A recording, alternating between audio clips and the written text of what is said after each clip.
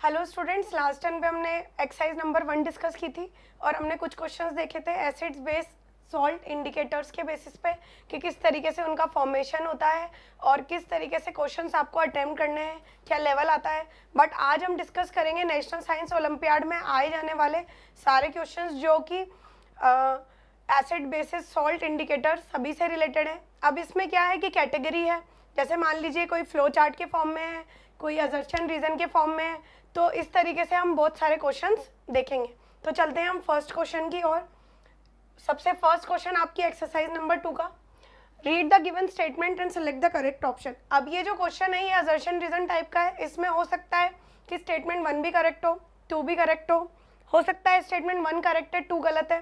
ठीक है, हो सकता है कि जो फर्स्ट स्टेटमेंट है उसका एक्सप्लेनेशन सेकंड वाला दे रहा हो, या फिर जो सेकंड स्टेटमेंट है उसका एक्सप्लेनेशन फर्स्ट वाला दे रहा हो। तो सबसे पहले हम देखते हैं इस टाइप के क्वेश्चंस को, और ये इस टाइप के जो क्वेश्चन है इन पे इंपॉर्टेंट मार्क कर लें, क्योंकि अधिकतर अच्छे क्वेश्चंस जो होते हैं इस टाइप के वो पूछे जाते हैं एग्जाम्स में। तो baking soda does not taste sour, क्या ये फर्स्ट स्टेटमेंट जो है ये सही है? ये जो फर्स्ट स्टेटमेंट है हम इसका एनालिसिस कर लेते हैं। बेकिंग सोडा जो होता है NaHCO3 सोडियम बाइकार्बोनेट, ठीक है, sodium bicarbonate does not taste sour. Sour कौन से कैटेगरी में डिवाइड किए थे हमने? एसिड, ठीक है, एसिड में रखा था हमने सोर टेस्ट।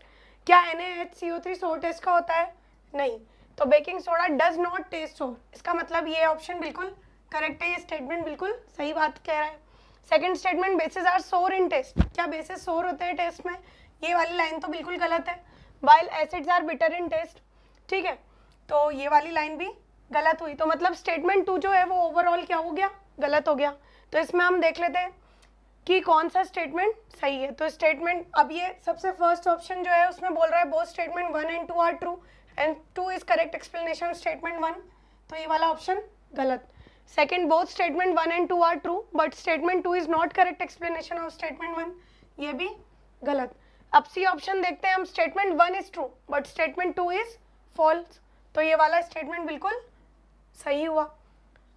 ठीक है, आपको लग रहा होगा कि मैम ने स्टेटमेंट 2 सही क्यों नहीं किया, क्योंकि एसिड जो होते हैं वो तो बिटर होते हैं टेस्ट में बेटा, लेकिन यहाँ पर क्या लिखा हुआ है? बेसिस आर सोर इन टेस्ट, क्या बेसिस सोर होंगे टेस्ट में? नहीं होंगे। ठीक है, तो ये वाला स्टेटमेंट बिल्कुल गलत हुआ। ठीक है, एसिड्स भी बिटर नहीं होते हैं टेस्ट में, ये वाला स्टेटमेंट बिल्कुल गलत हुआ। Next, study the flow chart carefully and identify X and Y. अब तुम्हें क्या करना है, ये इंडिकेटर बेस्ड क्वेश्चन है, दिमाग लगाना है। इसमें 2 चीजें एक साथ आएगी, न्यूट्रलाइजेशन रिएक्शन और इंडिकेटर्स। ठीक है, अब सबसे पहले हम ये चीज देखेंगे, यहाँ पर हमें क्या दिया गया है बच्चों? एक्स और वाई। अब इस एक्स वाई का हमें, जैसे चोर सिपाही का पता लगाओ वाला काम है यहाँ पर। ठीक है, एक्स वाई का पता लगाना है हमें, तो कैसे लगाएंगे? सबसे पहले हम देखेंगे कि फिनोफ्थलीन कलरलेस किस में शो करता है? वो एसिड में शो करता है। और जो फिनोफ्थलीन पिंक कलर शो करता है वो किस में शो करता है? बेस में शो करता है। तो इस चीज से हमें ये तो कंफर्म हो गया कि एक्स जो है वो क्या होगा? एसिड होगा, और जो वाई है वो क्या होगा? बेस होगा। तो हम यहाँ पे लिख लेते हैं एक्स जो होगा वो क्या होगा? एसिड होगा, और वाई जो क्या होगा वो है बेस। तो इस चीज से हमें ये तो कंफर्म हो गया। अब हमें एसिड बेस का पता लगाना है, तो कैसे पता लगाएंगे? कई बार बच्चों जब न्यूट्रलाइजेशन रिएक्शन हमने पढ़ी थी तो हमने देखा था HCl और NaOH के कॉम्बिनेशन से बनने वाला कौन सा सोल्ट था? NaCl, और क्या रिलीज होगा? वाटर। लेकिन अगर आपको बाई चांस याद नहीं आ रहा है एग्जाम में तो कोई टेंशन लेने की जरूरत नहीं है, आपको सीधे सीधे ऑप्शन देखना है। ऑप्शन में अगर अपन चले NaOH और NaCl, गलत, क्योंकि ये बेस है और ये है क्या? सॉल्ट। सेकेंड ऑप्शन HCl और NaOH, अब HCl एसिड की कैटेगरी में आएगा, बेस की कैटेगरी में क्या आएगा? NaOH। दोनों को कंबाइन कर देंगे बच्चों तो क्या बन जाएगा? NaCl और वाटर रिलीज होगा, ये सही है। NaOH HCl ये हो नहीं सकता, HCl H2 ये भी नहीं हो सकता। तो A, C और D ऑप्शन गलत, B ऑप्शन बिल्कुल correct. Next, why are acid always stored in glass container and not in metallic once.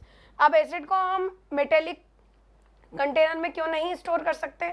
उस दिन में मैंने आपको ये बहुत अच्छे से बताया था बेटा, आगे जाके तुम 8th क्लास में और अच्छे से पढ़ोगे, डिस्प्लेसमेंट रिएक्शंस हो जाती हैं। डिस्प्लेसमेंट रिएक्शन का मतलब होता है more reactive metal will displace the less reactive metal. अब होगा क्या? अगर मान लीजिए हमने मेटल ले लिया, ठीक है, कोई सा भी मेटल हम ले लेते हैं, एल्यूमिनियम लेंगे या HCl लेंगे, ठीक है, अगर उसकी रिएक्शन मान लीजिए हमने उसमें HCl रख दिया तो क्या करेगा? वो रिएक्ट कर जाएगा, रिएक्ट करने के बाद एल्यूमिनियम क्लोराइड बना लेगा और हाइड्रोजन गैस रिलीज कर देगा। ठीक है, तो इसका मतलब हम चारों ऑप्शन पहले एक बार पढ़ लेते हैं, उसके बाद हम अंदाजा लगाएंगे कि कौन सा ऑप्शन बिल्कुल करेक्ट है। लेकिन आपको क्वेश्चन के पीछे थ्योरी पता होनी चाहिए, ऐसा नहीं है कि आप सारे ऑप्शन देख के फिर अंदाजा लगा रहे हैं कि कौन सा सही है। ठीक है, ग्लास कंटेनर्स आर ट्रांसपेरेंट, इसका तो कोई लेना देना ही नहीं है क्वेश्चन से, तो ये तो गलत। Glass containers are cheaper, metallic containers are not easily available, ऐसा भी नहीं है, मेटेलिक कंटेनर्स नॉर्मली किसी भी चीप रेट पे कहीं पर भी मिल जाएगा। Last, the metal reacts with acid stored in them, तो ये वाला ऑप्शन बिल्कुल करेक्ट है कि मेटल जो होता है वो एसिड के साथ रिएक्शन करने के बाद क्या बना लेगा, सॉल्ट बना लेगा और हाइड्रोजन गैस रिलीज कर लेगा। हम चलते हैं अब क्वेश्चन नंबर 4 की ओर। ठीक है, fill in the blanks by choosing appropriate words, तो इस टाइप के क्वेश्चंस भी कई बार पूछे जाते हैं कि फिल इन द ब्लैंक्स। अब आपको एक पैराग्राफ फॉर्म दे दिया जाएगा, उसमें वहाँ जहाँ पर प्रोडक्ट्स बन रहे होंगे वहाँ पर वो डैश लगा देंगे और पूछेंगे कि प्रोडक्ट्स क्या बने। ठीक है, तो आपको पहचानने में आना चाहिए ये चीज़। तो हम पूरा स्टेटमेंट पढ़ लेते हैं, फिर अंदाज़ा लगा लेंगे किस तरीके से इसका आंसर निकालना है। ऑप्शन देखकर आंसर मत लगाना, क्योंकि कई बार गलती कर जाते हैं, इसलिए आप खुद आंसर लगाएं। When hydrochloric acid reacts with sodium hydroxide dash and dash are form, सबसे पहली लाइन क्या है, When hydrochloric acid reacts with sodium hydroxide. अब देखो बच्चों, ये क्या है, एसिड बेस रिएक्शन, इसका मतलब ये है न्यूट्रलाइजेशन रिएक्शन। अब क्या होगा, जब एसिड बेस से रिएक्ट करेगा क्या बना लेगा, सोल्ट और वाटर। तो ऑब्वियस सी बात है, यहाँ पर हम फिल कर देते हैं, क्या लिखेंगे हम यहाँ पर, NaCl एंड H2O। ठीक है, सॉल्ट और वाटर। अब the process is accompanied by dash of heat, मैंने आपको उस दिन भी बताया था कि न्यूट्रलाइजेशन रिएक्शन जो होती है वो एक्सोथर्मिक रिएक्शन होती है। एक्सोथर्मिक रिएक्शन का मतलब होता है इवोल्यूशन ऑफ हीट। ठीक है, तो इसका मतलब क्या होगा यहाँ पर, इवोल्यूशन, इवोल्यूशन का मतलब एक्सोथर्मिक। ठीक है, the resulting solution is dash in nature, obvious सी बात है जो सॉल्ट बना है उसका नेचर कैसा होगा बच्चों, न्यूट्रल, और पानी भी क्या होता है, न्यूट्रल। ठीक है ना, तो अब हम देख लेते हैं ऑप्शंस में कौन से ऑप्शन सही हैं। सबसे पहला option salt, water, evolution and neutral. अब हमारे पास सबसे पहले क्या ऑब्टेन हुआ, सॉल्ट, फिर वाटर, फिर थर्ड इवोल्यूशन, फिर उसके बाद क्या आ गया बच्चों यहाँ पर, न्यूट्रल। तो यही ऑप्शन सही है, बाकी ऑप्शन देखने की आपको जरूरत नहीं पड़ेगी। नेक्स्ट क्वेश्चन, राघव ने क्या किया है, हाउस होल्ड आइटम्स को एसिड्स और बेसिस की कैटेगरी में डिवाइड किया है। अब क्या हुआ, छोटा बच्चा है, गलती हो गई इससे। ठीक है, तो हमें गलतियां निकालनी है कि कौन से इसने कैटेगरी में बेसिस गलत रखे हुए हैं और एसिड्स को गलत रखा हुआ है। तो हम सबसे पहले एसिड्स की कैटेगरी देख लेते हैं। एसिड्स की कैटेगरी में क्या, लेमन सही है, सही है। एंटासिड सही है, गलत है, गलत है। क्यों, क्योंकि एंटासिड एक बेस होती है, मैंने आपको उस दिन भी बताया था। हम इनडाइजेशन के लिए यूज होने वाला बेस मैग्नीशियम हाइड्रोक्साइड, जो कि हमारे स्टमक जूस, जो हमारा गैस्ट्रिक जूस जो सिक्रीट हो रहा है उससे रिएक्ट करके क्या बना लेगी, मैग्नीशियम क्लोराइड और वाटर। तो यहाँ पर एंटासिड जो है वो क्या है बच्चों, बेस, इसका मतलब सेकंड जो है वो गलत है। टी सही है, टी जो होती है वो एसिडिक होती है, चाय हमारी जो होती है वो एसिडिक नेचर की होती है। ठीक है, बेकिंग सोडा ये सही है। विनेगर गलत है, विनेगर जो होता है वो एसिड होता है। कौन सा एसिड होता है, एसिटिक एसिड, CH3COOH। ठीक है, नेक्स्ट कर्ड, कर्ड क्या होता है बच्चों, लैक्टिक एसिड। इसका मतलब ये ऑप्शन भी गलत है और ये ऑप्शन भी गलत है। तो हमने क्या कैटेगराइज किया, क्या क्या चीज़ें इसने गलत पुट कर दी, 2, 5 और 6। अब हम ऑप्शन देख लेते हैं कौन कौन सा सही है। तो which of the following are placed under wrong category, A, B, C और D। तो डी ऑप्शन में 2, 5 और 6 आ रहे हैं, इसका मतलब डी ऑप्शन बिल्कुल करेक्ट है। Next question, identify the acid base reaction. Acid base reaction क्या है, न्यूट्रलाइजेशन रिएक्शन। अब आपको क्या देखना है कि एक एसिड होना चाहिए और एक बेस होना चाहिए। सबसे पहला ऑप्शन देख लेते हैं हम, NaCl और वाटर। क्या वाटर बेस है, नहीं, और NaCl क्या है, सॉल्ट है। ठीक है, तो ये ऑप्शन गलत। नेक्स्ट, कैल्शियम कार्बोनेट और वाटर, ये भी गलत, क्योंकि ये भी सॉल्ट है और क्या है ये, वाटर। नेक्स्ट, NaOH और HCl। NaOH क्या है बच्चों, बेस है, और HCl क्या है, एसिड है। दोनों को मिला के क्या बनेगा, सॉल्ट, और क्या रिलीज होगा, वाटर। ठीक है, तो ये वाला ऑप्शन बिल्कुल करेक्ट है। नेक्स्ट जो था CuSO4 प्लस Zn, क्या बना, ZnSO4 plus Cu। Higher classes में 8th क्लास में आने के बाद आप पढ़ेंगे डिस्प्लेसमेंट रिएक्शंस। इसमें क्या होता है, more reactive metal will displace less reactive metal. ठीक है, जो मैंने अभी थोड़ी देर पहले भी बोला था। तो ये वाली जो रिएक्शन है, इस टाइप की रिएक्शन अगर आप नोट डाउन करना चाहें तो इसको बोलते हैं डिस्प्लेसमेंट रिएक्शन। ठीक है। Next question, acid rain can cause damage to buildings and soil as. मैंने उस दिन आपको बताया था कि एसिड जो होता है, एसिड रेन कैसे होती है, अगर हमारे जो व्हीकल्स के पॉल्यूटेंट्स हैं जैसे कि सल्फर डाइऑक्साइड, कार्बन डाइऑक्साइड और सल्फर डाइऑक्साइड, कार्बन डाइऑक्साइड और नाइट्रोजन डाइऑक्साइड, ठीक है, अब क्या होगा, ये वाटर के साथ कंबाइन होंगे, वाटर के साथ कंबाइन होने के बाद क्या बना लेंगे, नाइट्रिक एसिड, सल्फ्यूरिक एसिड और carbonic acid, H2CO3, inorganic acids है सारे, ठीक है। और इनऑर्गेनिक एसिड्स यूजुअली कैसे नेचर के होते हैं, स्ट्रॉन्ग नेचर के होते हैं, स्ट्रॉन्ग एसिड्स होते हैं। तो सबसे पहले हम बात करते हैं, यहाँ पर लिखा हुआ है calcium oxide and carbon dioxide dissolve in rain to produce acids. तो ये वाला ऑप्शन सही होगा, गलत होगा, देखते हैं। नेक्स्ट, ये वाला ऑप्शन तो गलत होगा क्योंकि क्या है यहाँ पर कैल्शियम ऑक्साइड, ये बेस है, तो ये वाला ऑप्शन गलत। Next, carbon dioxide and sulphur dioxide dissolve in rain to produce acid. हमने अभी बात करी कार्बन डाइऑक्साइड और सल्फर डाइऑक्साइड की, दोनों रेन वाटर में डिसॉल्व होते हैं और क्या बना रहे हैं, एसिड। इसका मतलब ये वाला ऑप्शन करेक्ट है, बाकी को हमें देखने की जरूरत ही नहीं है क्योंकि ये वाला ऑप्शन बिल्कुल सही है।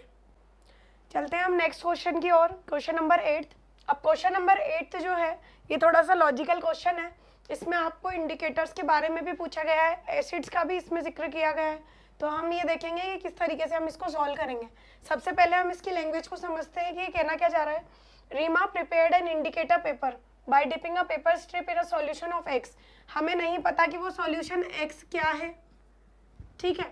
अब होगा क्या, she put a few drops of unknown solution Y. अब हमें वाई भी नहीं पता, अननोन सॉल्यूशन क्या है, ठीक है, which contains H plus ions less than OH minus ion on this paper. अब देखो अगर अपन बात करें H प्लस आयन, क्या बोल रहा है ये, which contains H plus ion less than OH minus ion, ठीक है, less than OH minus ion on this paper. She observe that the colour of the paper turned yellow. What do you think was the solution X, ठीक है।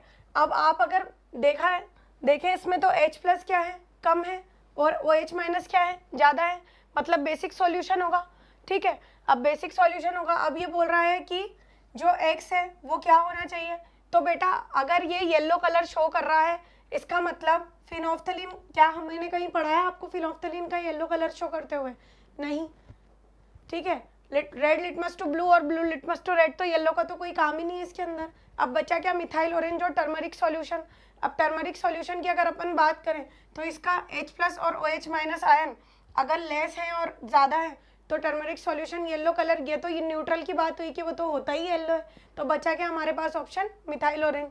तो methyl orange की अगर अपन बात करें तो ये ऑप्शन बिल्कुल करेक्ट है। Next question, Neha was performing an experiment bare handedly. Bare handedly का मतलब समझा देती हूँ बच्चों में, क्या होता है आपको देखो, जब भी हम केमिस्ट्री लेबोरेटरी में काम करते हैं तो हम हमेशा ग्लव्स पहनकर काम करते हैं। ऐसा इसलिए है क्योंकि अगर मान लीजिए कोई स्ट्रॉन्ग एसिड जैसे H2SO4 HCl अगर हमारे हाथ पर गिरता है तो हो सकता है आपके हाथों पर सीवियर बर्न्स वो कॉज करे, ठीक है। तो हम क्या करते हैं, जब भी हम केमिस्ट्री लेबोरेटरी में जाते हैं तो हम हमेशा ओवरकोट पहनते हैं और उसके बाद लैब कोट पहनते हैं और उसके बाद हम ग्लव्स पहनते हैं ताकि हमारी स्किन को किसी भी तरह का नुकसान न पहुंचे, ठीक है। तो अब इसने क्या किया, ये बेयर हैंडेडली काम कर रही थी, कौन, नेहा।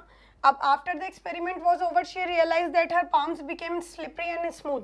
अब देखो मैंने आपको बताया था कि जो बेसिस होते हैं वो कैसे होते हैं, स्लिपरी नेचर के, मतलब उनका जो नेचर होता है कैसा होता है, स्मूथ नेचर के होते हैं। मैंने आपको एक एग्जाम्पल भी दिया था, जैसे मान लो बेकिंग सोडा है, बेकिंग सोडा को आप अपने हैंड में लो और थोड़ा सा आप वाटर ड्रॉप करने के बाद उसको इस तरीके से फ्लिक करो तो देखेंगे हम कि हमारे जो हैंड्स होंगे वो स्लिपरी जो है फील करेंगे। क्यों करेंगे, क्योंकि वो एक बेस है, ठीक है। तो सबसे पहला ऑप्शन देख लेते हैं इसमें, she must have dropped NaOH on her hands. अब यहाँ पर अगर अपन बात करें NaOH क्या है बच्चों, ये एक बेस है, तो इसका मतलब बेस क्या होगा, स्लिपरी होगा नेचर में, तो इसका मतलब फर्स्ट ऑप्शन ही एकदम करेक्ट है। नेक्स्ट अगर अपन बात करें, नेक्स्ट क्वेश्चन पे चलते हैं, क्योंकि अब जब फर्स्ट ऑप्शन ही सही है तो उसके बाद सारे ऑप्शंस देखने की आपको इतनी ज़रूरत पड़ेगी नहीं, और यही चीज़ आपको एग्जाम में काम आएगी कि आपको अगर लग रहा है कि फर्स्ट ऑप्शन बिल्कुल करेक्ट है तो आगे के ऑप्शन ज़्यादा देखने की ज़रूरत नहीं है। अगर आपको श्योरिटी नहीं है अपने ऊपर, then you will read other options also, ठीक है। नेक्स्ट चलते हैं हम क्वेश्चन नंबर 10 पे। बहुत ही अच्छा क्वेश्चन, इस पर लगाएं स्टार, और ये है टाइम कंज्यूमिंग क्वेश्चन क्योंकि लैंग्वेज बहुत ज़्यादा बड़ी है, ठीक है। अब देखते हैं इसमें हम, Smita took a spoon of turmeric powder and make a paste by adding little water to it. Smita ने एक बाउल लिया, बाउल के अंदर क्या डाला बच्चों, टर्मरिक पाउडर, ठीक है। अब इसने इसमें ऑब्वियस सी बात है वाटर ऐड किया होगा तभी तो पेस्ट बनेगा। अब इसने इसको इस तरीके से स्टर किया, अच्छे से पेस्ट बनाया। She cut thin strips of a paper and applied this paste on them, ठीक है। अब इसने क्या किया, छोटी छोटी स्ट्रिप्स ली पेपर की और उनको इसके अंदर डिप कर दिया। डिप करने के बाद क्या किया उसने, after drawing she put thin strips of a paper and applied this paste on them. अब उसको क्या, इसने ड्राई कर लिया। ड्राई करने के बाद after drawing she put a few drops of given sample 1 to 4। अब हमें 4 सैंपल मिल चुके हैं, ठीक है। इसमें एसिड भी है, बेस भी है, सॉल्ट भी है, सब है, ठीक है। What would be the changes in the colour she observed. अब टर्मरिक पाउडर है, मतलब टर्मरिक जो है जूस हमने पढ़ा था इंडिकेटर होता है, ठीक है। अब जो चारों हैं उनमें क्या चेंजेस आएंगे, सबसे पहले हम देख लेते हैं किसका नेचर जो है एसिडिक है और किसका नेचर जो है बेसिक है। तो आंवला जूस होगा क्या, एसिडिक। क्यों होगा बच्चों, क्योंकि इसके अंदर एक ऑर्गेनिक एसिड प्रेजेंट होता है, साइट्रिक एसिड, ठीक है। एस्कॉर्बिक एसिड भी बोलते हैं उसको। कॉमन सॉल्ट सॉल्यूशन न्यूट्रल होगा। लाइम वाटर क्या होता है बच्चों, लाइम वाटर होता है CaOH का होल ट्वाइस। कैल्शियम हाइड्रोक्साइड कैसा होगा, बेसिक इन नेचर। और बेकिंग सोडा भी कैसा होगा, बेसिक इन नेचर। आई बात समझ में, बेकिंग सोडा कैसा होगा, NaHCO3, बेसिक इन नेचर।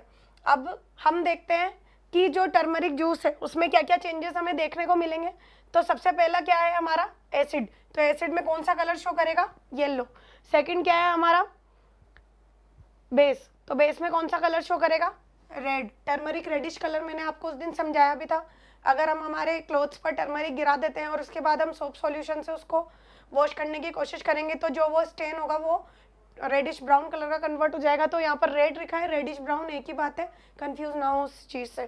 फिर थर्ड क्या है हमारा, न्यूट्रल। न्यूट्रल में कैसा रहेगा, येलो। और बेकिंग सोडा सॉल्यूशन में कैसा हो जाएगा वापस से, रेड। आई बात समझ में, तो ए ऑप्शन बिल्कुल सही है। तो इस तरीके से हमने देखा कि जो नॉर्मल लेवल एग्जाम्स जो होते हैं NSO वगैरह, इनमें क्वेश्चंस आते हैं। नेक्स्ट टर्न पे हम डिस्कस करेंगे एक्सरसाइज नंबर 3। Thank you.